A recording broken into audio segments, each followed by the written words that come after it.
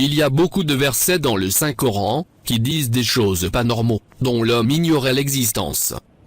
La même chose pour les hadiths du prophète Mohammed, de nombreux hadiths du messager racontés avant beaucoup d'années, et maintenant nous le voyons ce qu'il veut dire. Les hadiths du prophète Mohammed, c'est-à-dire, ses paroles. Le hadith d'aujourd'hui, portera sur la manière, dont se produit la similitude entre un fils, et l'un de ses parents. Le fils ressemble à ses parents dans les parties de son corps, divisées entre sa mère, et son père. Par exemple, un fils ressemble à son père par l'image de son visage, mais ressemble à sa mère par la couleur de ses cheveux, ou de sa peau, ou le contraire, etc. Bien sûr, nous le savons tous, mais comment cela se produit-il, et qui est le responsable? À partir des hadiths du prophète Mohammed, le responsable de la ressemblance, c'est l'eau de sperme. Chez l'homme et la femme, ont tous les deux l'eau de sperme, et de là le fils acquiert la ressemblance, que ce soit de sa mère ou de son père. Si un musulman fait un rêve humide, il doit se laver tout le corps s'il veut prier, et l'ablution n'est pas suffisante dans ce cas, et pour ça, cette femme a posé la question sur le messager.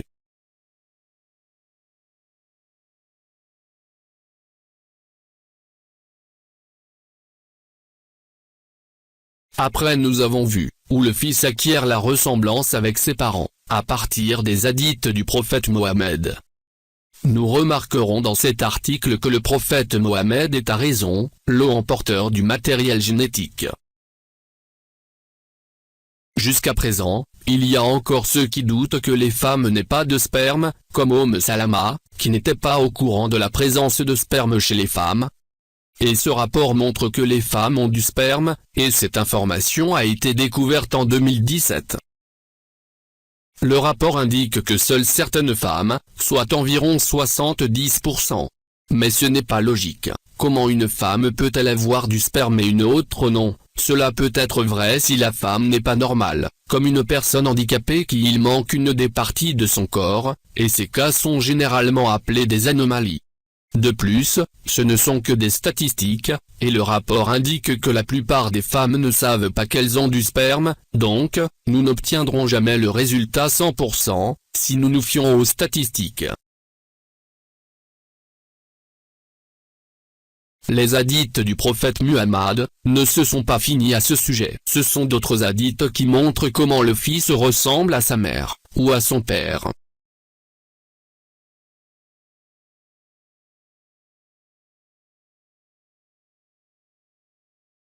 Le premier hadith est comme le deuxième, mais il fut ajouté le mot haut, ou fort.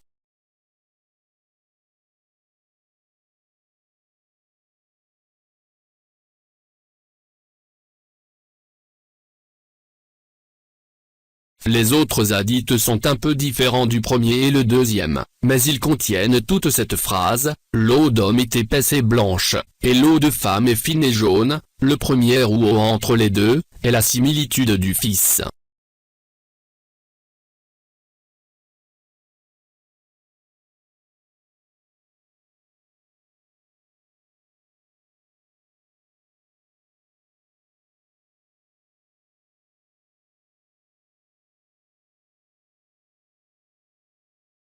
Ceci est une image d'un spermatozoïde. Chaque spermatozoïde contient un noyau.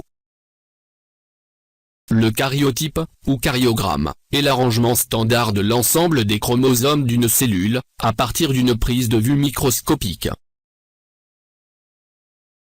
C'est une description de la structure d'un chromosome.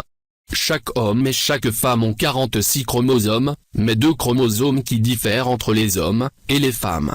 L'homme a chromosome XY, les femmes ont XX. À partir de spermatozoïdes, au noyau puis chromosome, et maintenant l'acide désoxyribonucléique. L'acide désoxyribonucléique contient toute l'information génétique. Il divise à 2 parties pour s'accorder avec 2 autres, et obtenir une nouvelle information génétique. Cela signifie des traits héréditaires, dont l'un appartient à la mère, et l'autre appartient au père. Le rapport montre ça. Chaque trait a un allèle. L'allèle qui apparaît dans le trait du fils s'appelle l'allèle dominant, et l'autre qui n'apparaît pas dans le fils s'appelle le récessif. C'est ça le prophète Muhammad voulait dire dans l'hadith. Le sperme qui précède l'homme ou la femme, et de lui le fils acquiert le trait. Le sperme qui précède, c'est-à-dire celui qui gagne ou fort. Et dans les autres hadiths ajouta le mot haut, qui a le même sens.